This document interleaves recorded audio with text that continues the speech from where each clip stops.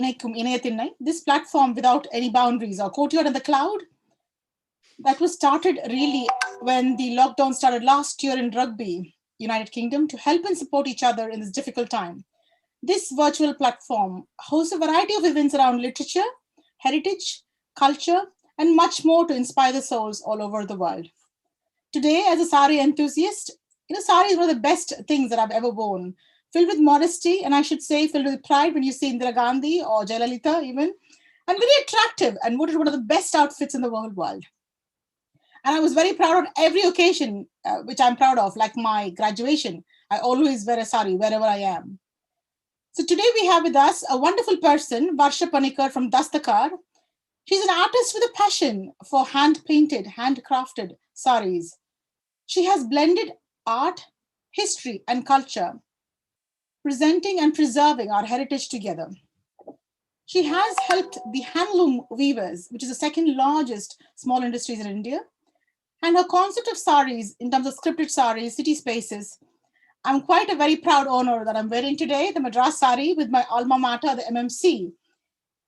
Without further ado, let me introduce Varsha Panicker, and it is a proud moment to ask Mr. Shekhar to introduce Varsha as a mentor. Thank you, Mr. Shekhar, for joining us today. Well, I was not really expecting this, but it's also true, and I can embrace that. I think it's a privilege for me to be said to be her mentor. I think that is way back 10, 15 years ago, and thereafter she has been pretty much on her own. And in the last few years, couple of years, especially with COVID and stuff like that, I haven't even seen her that often. There was a time when we used to meet every day. Coming to the art and passion, the first thing I know of her is that she's from Benares in the university, which is about as good as it gets. And she was there because she was so talented. I think over a period of time, she evolved way faster than I could have ever thought she would evolve into an artist who not only brought just only her art, but she bought it for a cause. So I think it's a noble vision and a noble idea to want to connect with weavers across the country, at least, to make her art visible to so many people, to make people extremely proud of what they are wearing because of they're pieces of culture. They are artifacts of culture when she hands it over, whether it's a peacock or a bamboo, whatever it is she's doing. And I might be a little biased because not only she's very dear to me, she's also the work she does is very, very, very, very, very much the kind of work that I like. I think it is phenomenal. That is what I say. Thank you. Thank you so much for that, Mr. Shekhar. I think it's a proud mentor-mentee moment today. Thank you so much. Yes. Thank you so much. Thank you. I'm just going to ask Sri. I'm just going to ask Sri the Rathinam just to kickstart the program with Varsha about his kind of trying to find you. Thank you, Gomti. So the lady wearing the proud sari is my wife. I ended up finding Varsha Panicker. So Inayathinnai as a platform, as Gomti said, has been going on from May last year with variety of speakers. And one of the speakers is a mutual friend called Padmapriya Bhaskaran. So she's a social activist, a social entrepreneur, but also a similar cultural enthusiast, historian like me. So in one of our discussions, she mentioned about the Madras sari. To us, it is still Madras. Yes, it is remonikered as Chennai today, but Madras is a concept. It's a city. So that's how I stumbled onto Varsha, because I told Padma, look, Priya, I'd love to get one of those saris for Gomti. And she said, no, I'll give you the name of the artist who did it. It was a handcraft sari. Shri, you can contact her. And it was just amazing phoning somebody who I've never met, and we got on from the first phone call. I said, look, Varsha, this is what I want to do. Can you help? We wanted it for Gomti's birthday. And she said, this is what I can offer. And then I said, look, I don't want this particular monument. I don't want that particular monument. Can you change this? And we were able to personalize it, incorporating our medical school. We both went to Madras Medical College, the SBI building in Paris. So all those things, because my father worked there. So we were able to change it, but to put that in context and passion to create what somebody wanted, to transform a vision into a piece of art. Thank you, Varsha. That was amazing. But in the conversations came the next layer, which is what goes into it. It is not just the artist conceptualizing and putting it on the canvas, but who's creating the canvas. So I'm going to ask Varsha to give us a brief, if you like, a walk in the park about what she does with Dastakar. And then we're hoping to have an interactive session thereafter, quizzing her. Over to you, Varsha, and thank you for joining us. Thank you so much, Dr. Ratnam. Sridhar, as you have already told me to call you. Thank you, Gomti, and thank you, SC, so much for that lovely, lovely introduction. Okay, so talking about Dastakar, I started my career in communication and design. So basically an advertising background, but painting has always been there in my life, starting from childhood. And of course, as Shekhar mentioned, BHU was where I did my BFA graduation from. So instead of a canvas, slowly, the sari was a place where I found my art expression, actually, because I haven't done as many canvases as much as I have done saris. So initially it was just for friends and family, and slowly it started from there, where people would look at those saris and ask me to do a few more. And that is how it started. But Dastakar happened because that was a personal journey, where I was looking for sustainability, and I was looking at my own personal journey in preserving whatever I could see around me. And that is where I learned about handloom saris. I mean, I was always interested in cottons and silks rather than in the power loom versions that you see in the market, for my own, for draping myself. But when I started visiting these weaving clusters, the more I got interested, the more, when we were traveling, we would make sure that we visited a couple of handloom societies. That is when I started realizing that there's a huge potential here to to bring these saris, to bring these craft to the common public, and there's a demand as well. It's just that we are not able to bridge that gap between the consumer and the person who's producing it. So that's a different challenge altogether. So that is how Dastakar was born. And Dastakar has got two different brands. One is Dulari, which is basically saris as it is to consumers directly. And the other one is Lali Laboni, which is where the Madras sari and the host of other saris, which I would be shortly presenting, comes in. So those are basically customized, handcrafted, hand painted, hand block printed, and sometimes even indigo dyed saris. And those were saris. I mean, Lali Laboni is something which I'm really passionate about, because it allows me as an artist also to express myself, and it also gives customers who are discerning enough to understand that they are owning something which is unique. And because it can be customized as per their requirements, it's something which is which sort of connects to them personally. So that is how Dastakar and the two brands came about, and that's how we also met online. Yeah. Fantastic. It's just amazing. I mean, one of the things which I've stumbled across after meeting you is your website and the intricacies which you've analyzed. I mean, as a child, I've spent hours on end sitting in sari shops with my mother when she goes from this end to that end, picking various things and finally helping her choose the sari. So I've visited, you can name them, Kanjivaram, Dharmavara, Marni, Banaras, everything, Mysore silk. So it is interesting. And you've brought all of those out for the public, because one of the things which is a challenge for the new generation is they do not know what our culture and heritage is. Yes. Because today everybody eats the same Burger King, everybody wears the same Super Dry and Van Heusen. So the intricacies is a lot.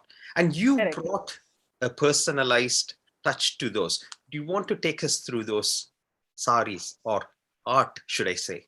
Yes, what you're talking about is basically the series that we created, sort of knowledge sharing on Dastakar, the social media pages. Because what was happening is I was seeing a lot of saris which were being sold as something which were not what they were being sold as, you know.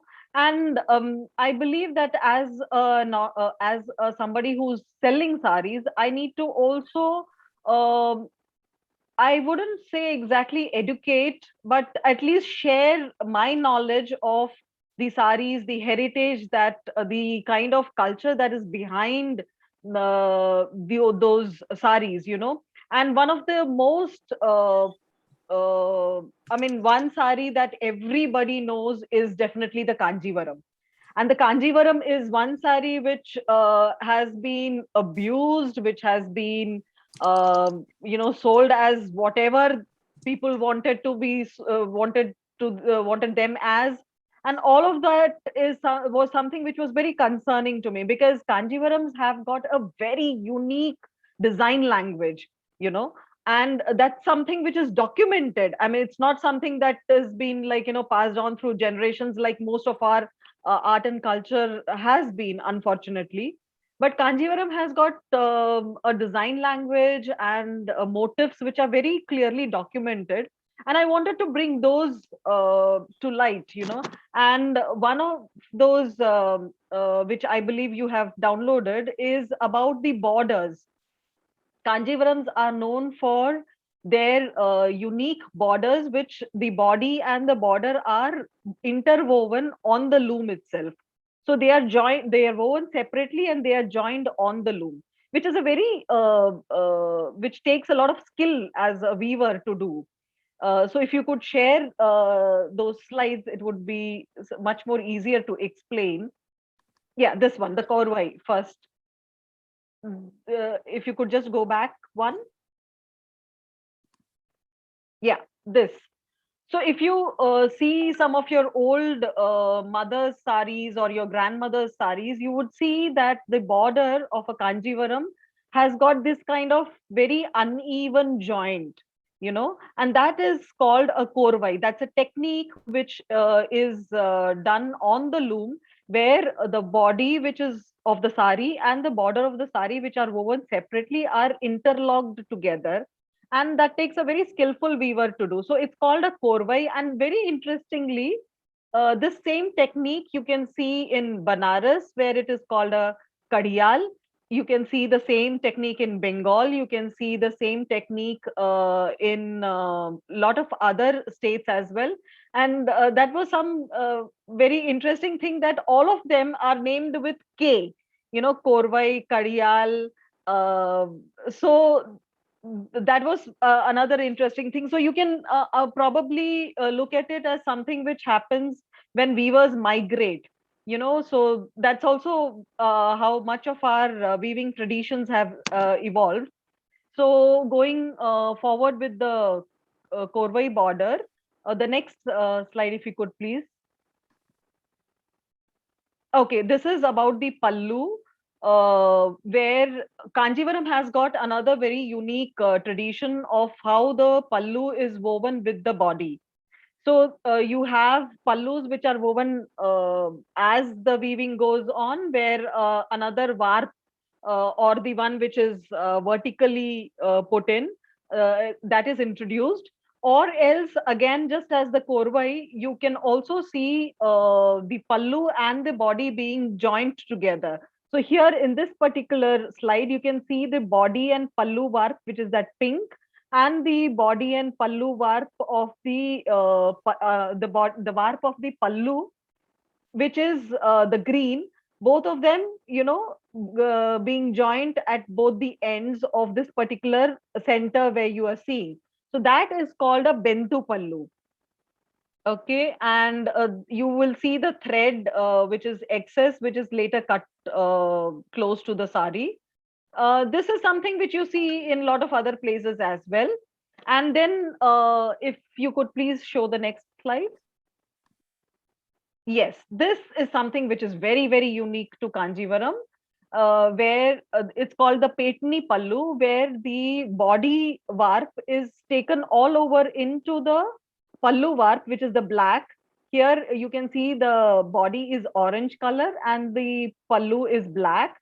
So the black warp is getting into the body side, and the body warp is getting into the Pallu side. That takes a lot more skill than a regular weaver can do. So this is called a Petni Pallu, which very few weavers unfortunately are doing currently. And this, if you have a sari like this, you should probably treasure it, because maybe in another 5-10 years, you would not have any weaver being able to do this. So, and here in the temple border that you're seeing, those small triangles that you can see on the body, which is in black color, those are called the Korvai temple borders. So this was a series that we had done just to, yeah, this is another example of a temple Korvai. So this was a series that we had done basically to explain to people what a bentu, a korvai, and a peti pallu is in a Kanjivaram. So we hope to do many more series like these going forward. Let's see. Yeah. Amazing. Yeah, it's a bit technical, but people who are really interested in the craft would find it really exciting and interesting. Shall we go to the main aspect? Yes, the heritage. The afternoon, which is your culture saris, the Yes. heritage saris, the cityscapes, and the rest. Yes. You've already given us a nice preamble on why you chose to use a sari as a canvas and a piece of art. But you've produced some phenomenal different aspects, isn't it? The cityscapes are just one strand of what you've created. Yes. Do you want to take us through those, please? Yes. Actually, when you say talk about hand painted saris, what happens is normally you see a lot of these flowers, lot of these regular motifs and all that. And it was just by chance that one of the boutiques that I was working with, called Vartuhi Creations, they asked me to do a Banaras sari. That was how it began, actually. That's where it all started with. So Banaras, because one of the ladies who owns the boutique is also from Banaras, and I also happen to have studied there. So that was a common point. And I was really very, very excited in painting Banaras, because in all my 4 years of studying there, I had never ever painted Banaras, in spite of the fact that we had painting classes and all that. So when I got the order for a Banaras sari, I said, "Ki let's do the pallu with the Ganga Ghat," which was something which everybody associates Banaras with, right? And then the border, we had a lot of these temples and the mosques and the other buildings of Banaras, which everybody can recall. So I would love to share those saris now, if we can have that presentation. Okay, so this is the a small presentation on the some of the hand painted saris that we have done. Um, So Lali Laboni is the brand which deals with the hand painted, hand block printed, hand embroidered, and natural indigo saris. And we will start with probably, I think the cityscapes is the first one which comes in, I believe. Yeah. Okay. So Banaras was where it all began. And then, as Sridhar mentioned, it was Padma Priya who first asked for the Madras sari. And that's where the Madras, and now we have got, I think, 4 versions of the Madras sari already out there. So Madras, she was somebody who was very interested in the heritage buildings of Madras, and she said, "Can we do something like that?" And I hadn't done anything before like this. You know, you don't have buildings painted on a sari, right? So when she said she wanted those buildings, I said, "Okay, fine. This is something which nobody has done before. Let's do it." And I mean, you need somebody who's ready to drape one of those as well, right? So she was really enthusiastic about it, and we zeroed in on some of the buildings, monuments rather, that she wanted to be painted on the sari. So that is how it all began. And now the one which I is there in this presentation is the one which Gomti is currently wearing right now. Can we just go to the next slide, please? Yeah, this is her sari. This, I believe that but I have evolved as an artist also in this one, because this is probably the best Madras sari that has come out till now. So both Gomti and Sridhar graduated from the Madras Medical College, so they wanted that on the pallu, and that is how this building comes on the pallu. And we zeroed in on some of the buildings. And one another thing that is very common to Madras is the red, Madras red, which is that brick red, where we see a lot of buildings in Madras in that particular color. And it is also one of those colors which is used in real Madras checks, which is another piece of heritage textile which was produced in Madras. The Scottish checks and all are actually different variations of the Madras checks. I mean, if you study the history of Madras checks, you will see that the Scottish checks actually came from the Madras checks. So that's also another interesting piece of history there. So we decided on this particular color, and we decided that the top pallu, where we can't have the buildings coming upside down because that's how it is draped, we would put only the text Madras there. And she wanted it in 4 different languages: in Tamil, in in Hindi, English, and in as well as in Telugu, because there's a huge population of Andhrites in Madras, is what she had mentioned. And in Gomti's version, we also added Malayalam to it, because there's a huge population of Malayalis also there. So this is the Madras sari, how it's come. We have the Chennai Central, Madras Central, as we know of it earlier. There is Valluvar Kottam, there is Cornwallis Kapula, and then there is the SBI building, which is there at Rajaji Road, which is a beautiful building, I believe. So those are the buildings that come on that sari. So apart from the Madras sari, we will go on to the next saris. This is the Banaras sari that I mentioned earlier. The evening view of the pallu that is on top, and the border is what you see on the bottom. So that's the skyline of Banaras. And the next sari probably is the auto sari. So auto is another very interesting motif, I believe, in India. And I used the Madras auto here, which is painted on the pallu, and on the border, it's the block, auto block that I had got from one of the craftsmen, which I have printed. So this is the Hey Auto sari. And yeah, you call A auto, you're right, whenever you call for an auto. So This is a Hey Auto sari. And the next one is, I believe, okay, so we are now going on to the next series called the scripted saris. So we did a lot of hand scripted saris, especially with the Kabir dohas and the bhajans of Meera. And most of these saris are done on cotton, but they can also be customized on silk depending on whatever the requirement is.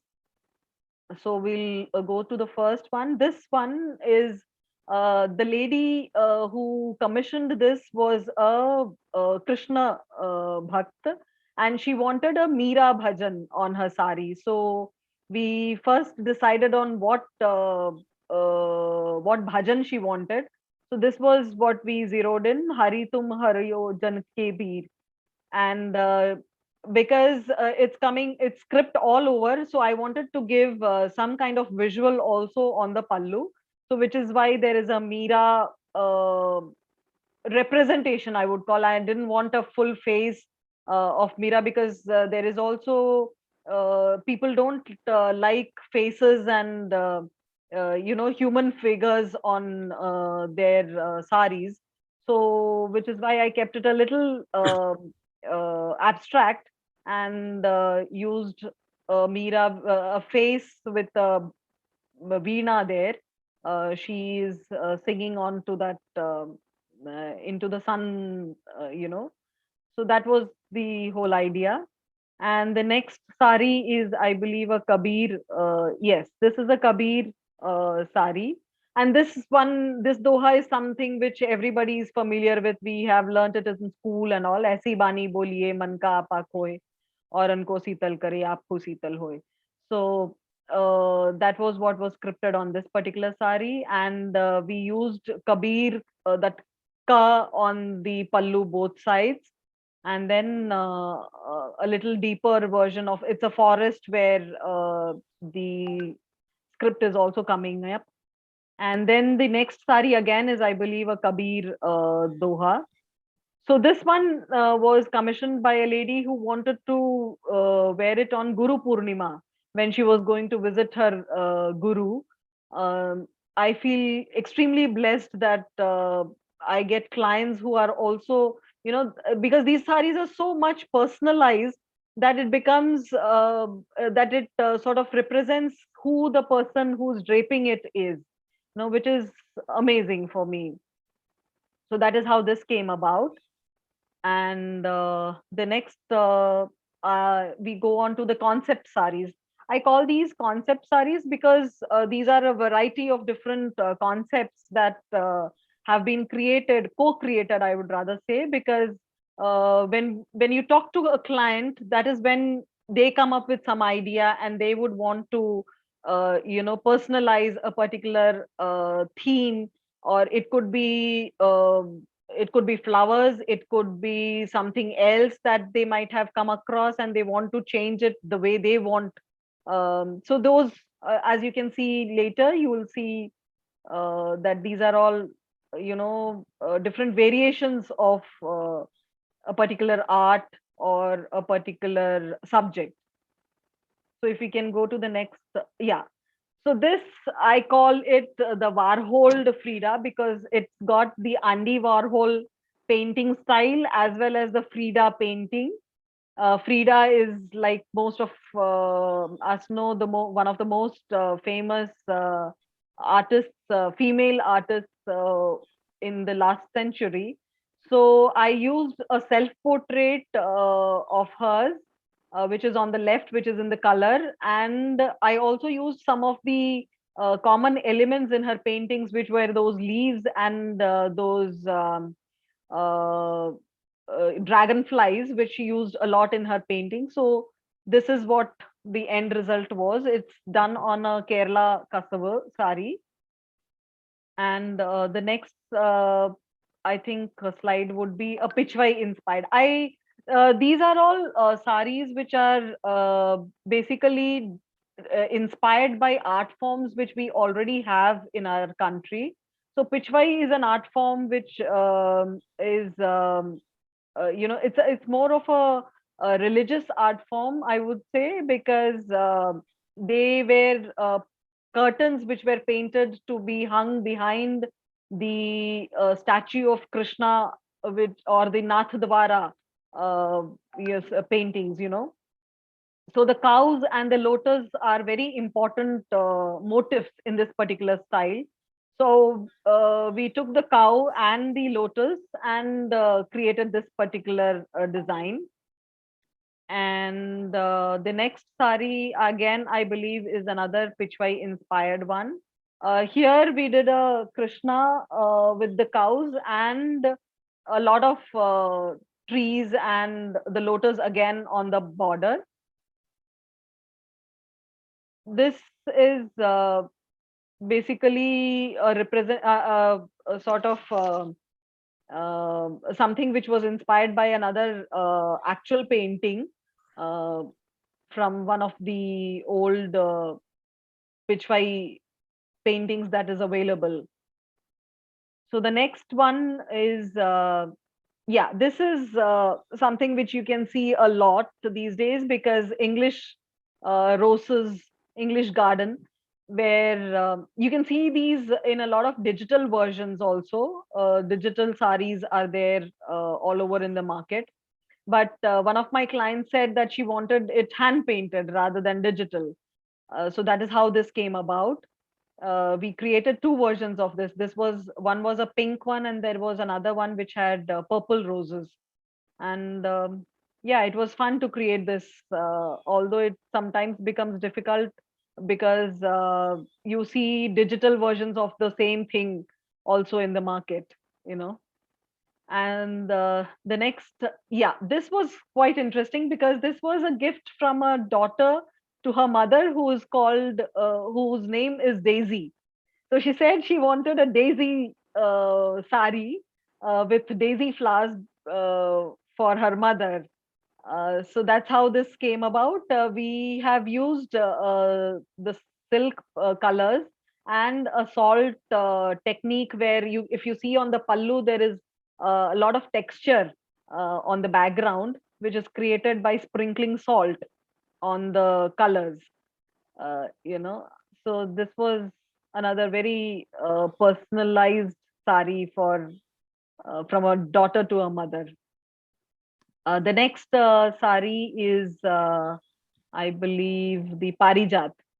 Yes, this was another popular, very popular sari, because the Parijat flower is something which is very, it sort of evokes faith, it evokes a certain kind of romanticism, because to see a complete carpet of flowers beneath a Parijat tree is something which is just amazing, you know. So this was painted on various saris. There was one gray version. There were a couple of black sari versions. Then there was one which was off-white, but we had to give a wash color of blue all over the sari and then paint the Parijat flowers. So these are the, I believe that's, we have come to the end of the presentation. Yeah. So these were some of the saris that we have created. I hope it was as interesting to all the viewers as well. It's really wonderful, Varsha. You know, sari Thank seems you. to be the magical unstitched garment. You've made it truly magical, taking it away from the dyeing, from the painting to the weavers.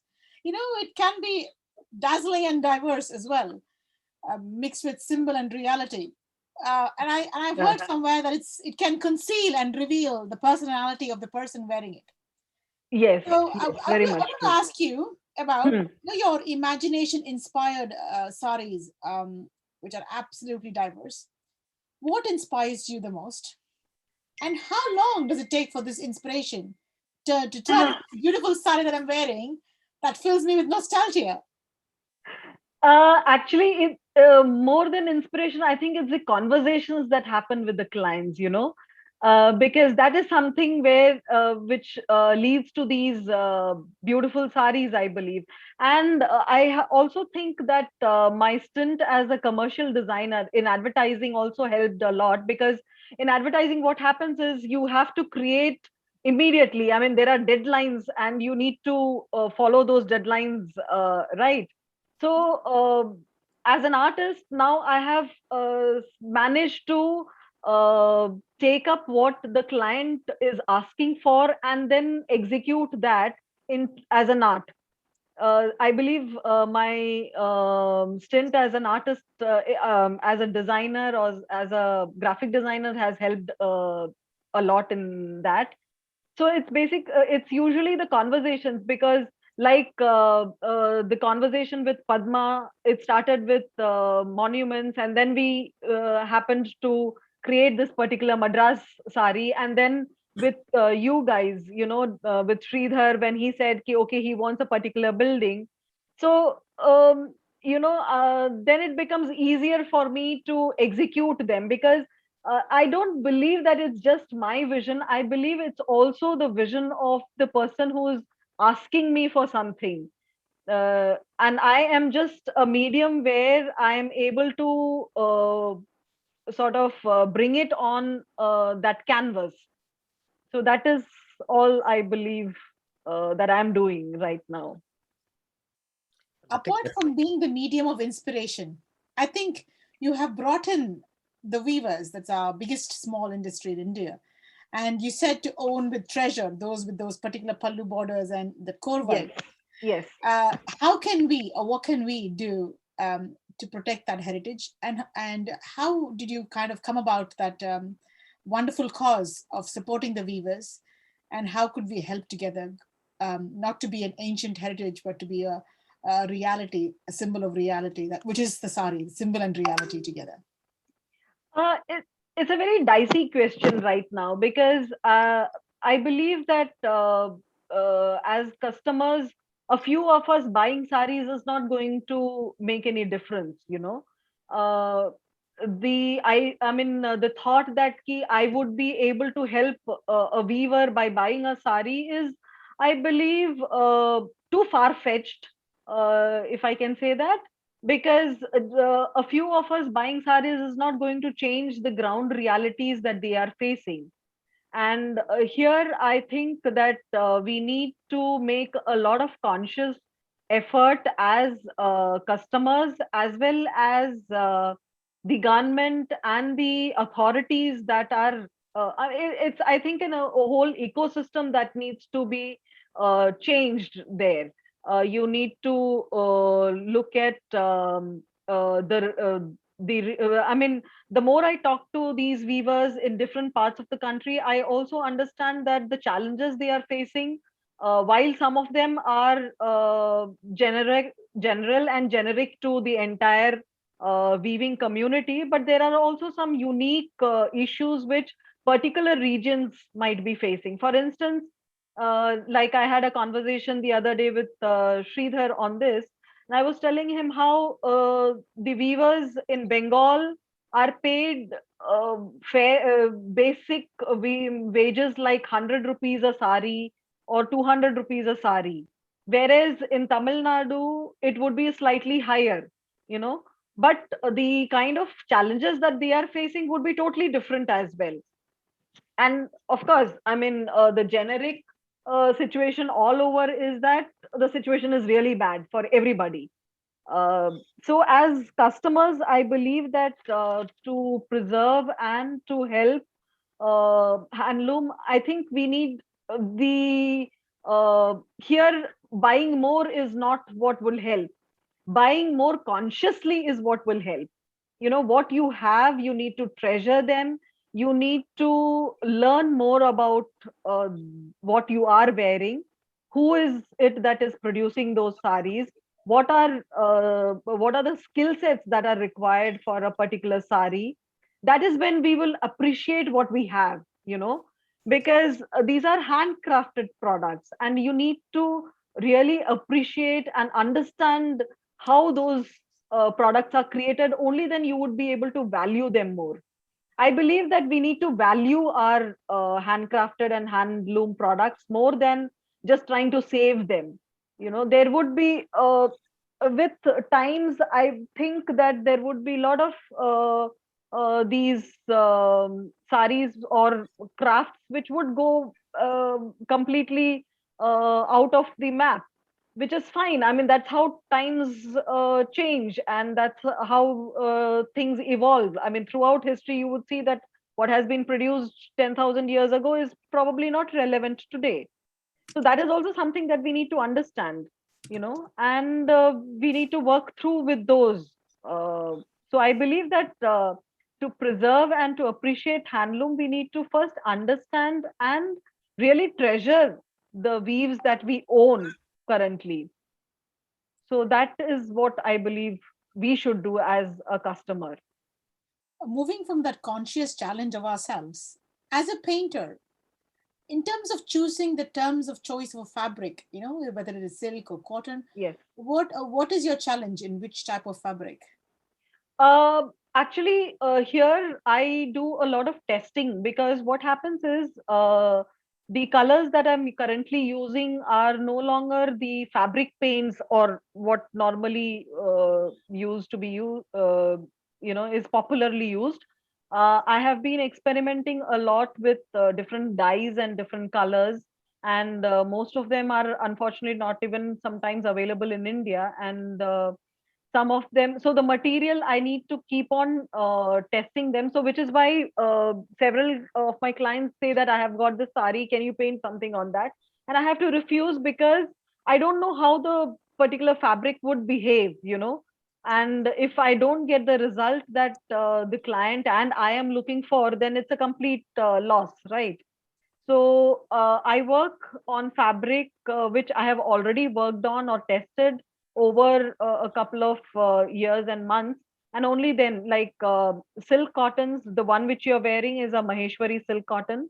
I have worked a lot on that particular fabric. Then we have different variations of silks, mulberries and tussars. Tussars are something which I love painting on, because they give a beautiful texture to the whole painting. And then there are habutais, which are more popularly used in the Western world, where silk painting is done.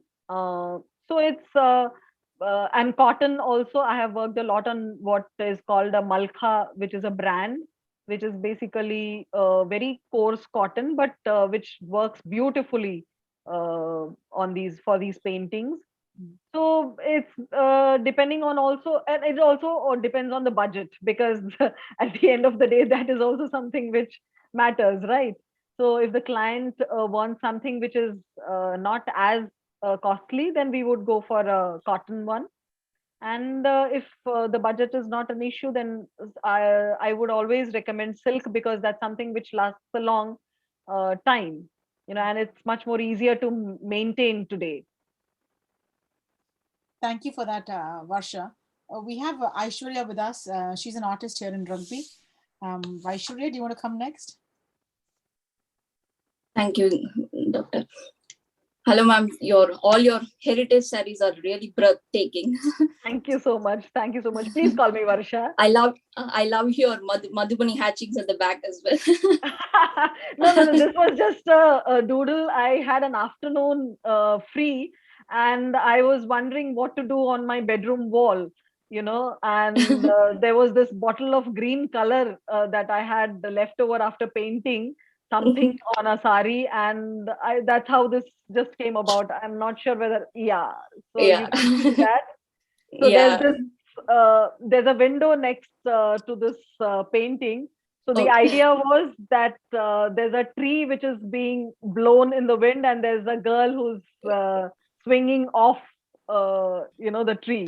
Mm. So that was That girl could be you flying with your dreams. Oh yes, I love to think that it is me. The satisfaction of getting your thought process into a product is always something amazing. So, yes. As an artist, we always cherish that. Correct.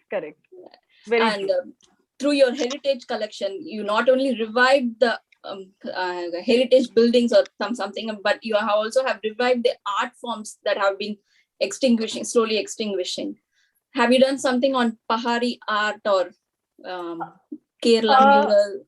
Kerala mural, I have done a lot, but I have now stopped because it's been overused and over marketed these days. I mean, if you would go to any temple in Kerala today, whether it is a Guruvayur temple or whether it is a Padmanabha Swami temple in Trivandrum, outside the temple, you would see all these shops, right?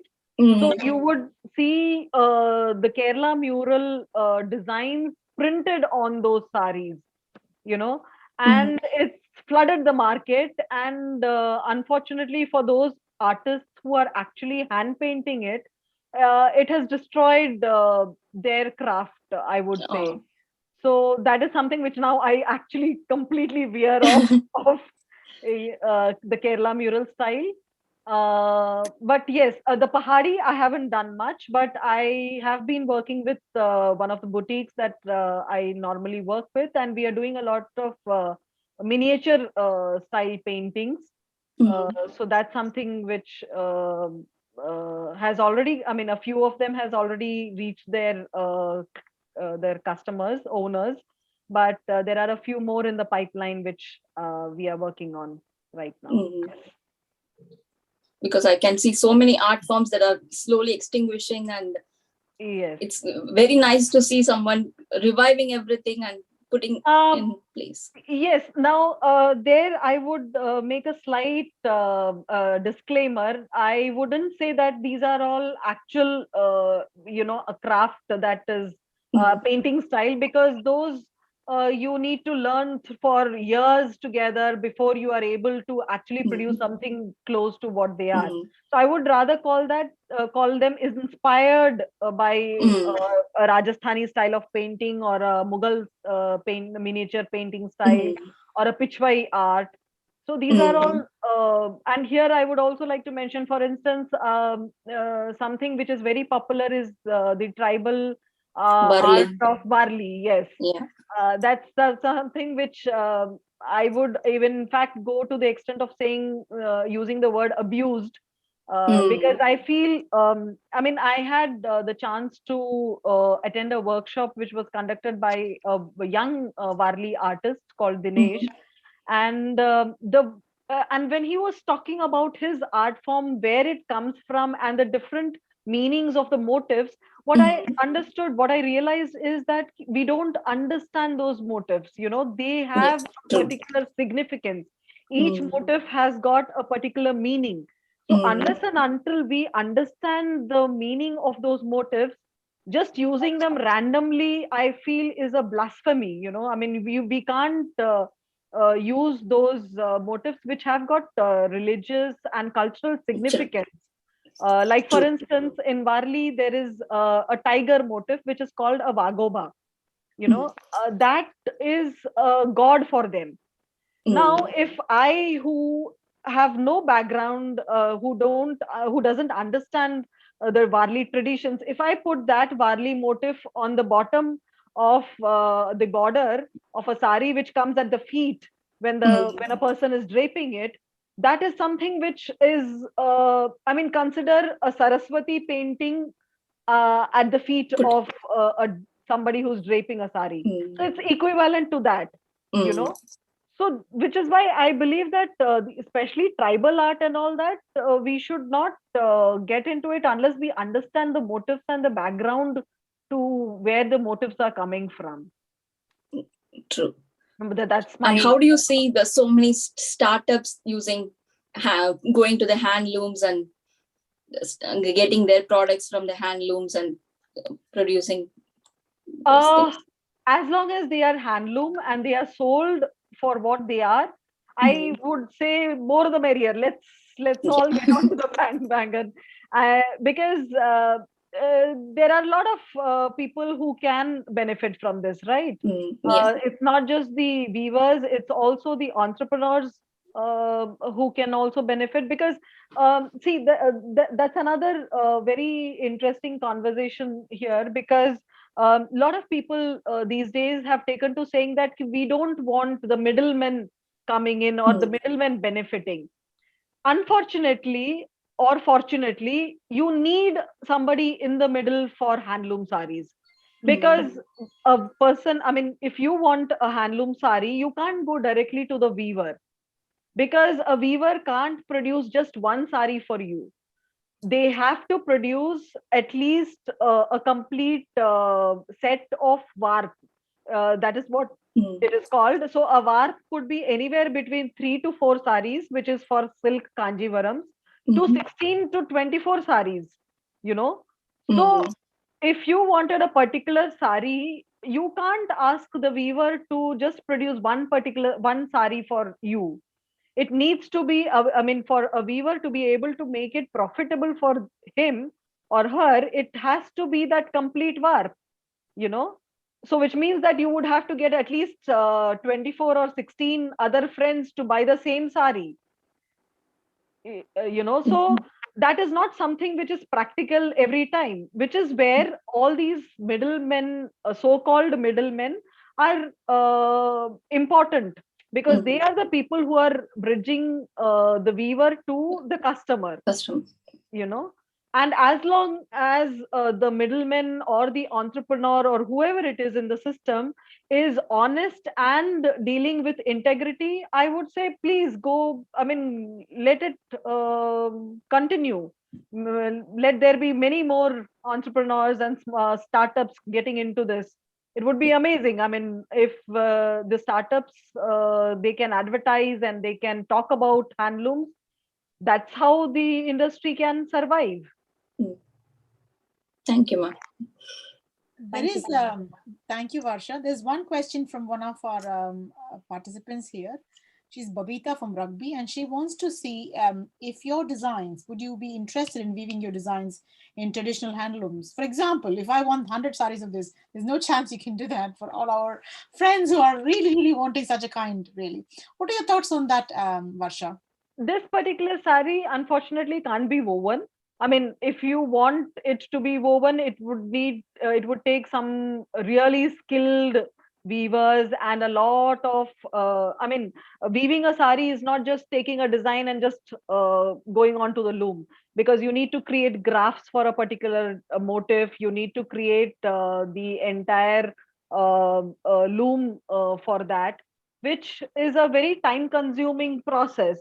And even if it is 100 saris, you would need at least 3 4 skilled weavers to be able to produce it, right?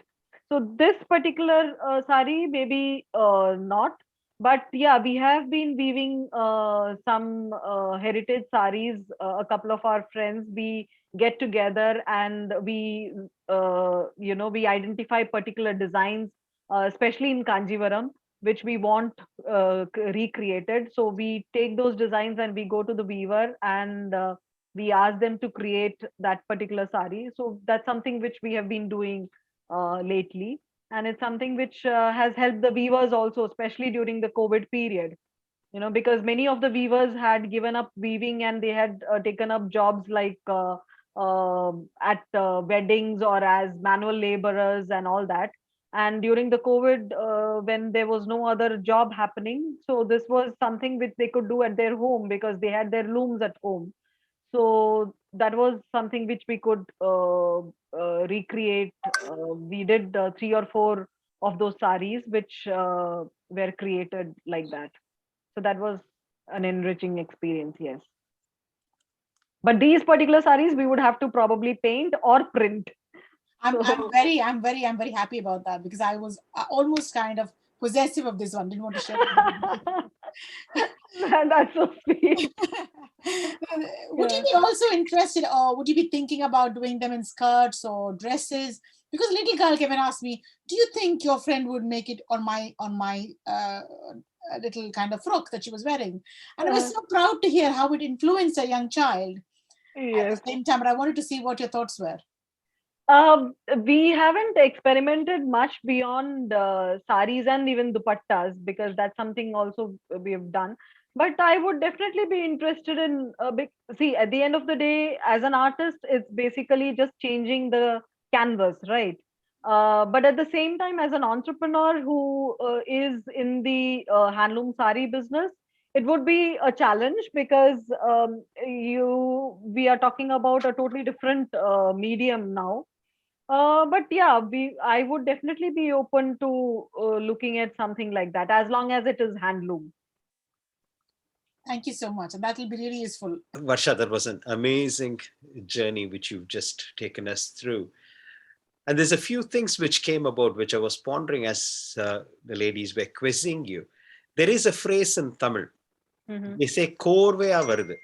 Mm-hmm. Because korvai, if you go back to the etymology, is joining. It's Correct. technically joining two things. But that's become a regular parlance. People don't think where that word comes from.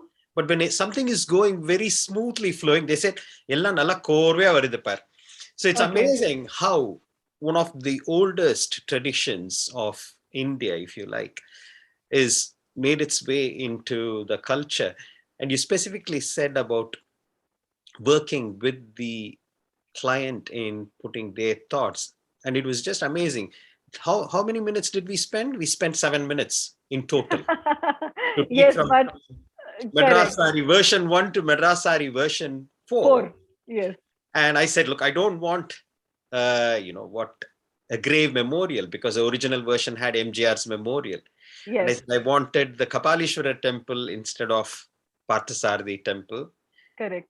Correct. because that's very close to where my wife lived, in Tenambet. And she Okay. is more a Shiv Bhakt rather than Vishnu Bhakt. So it was all those things.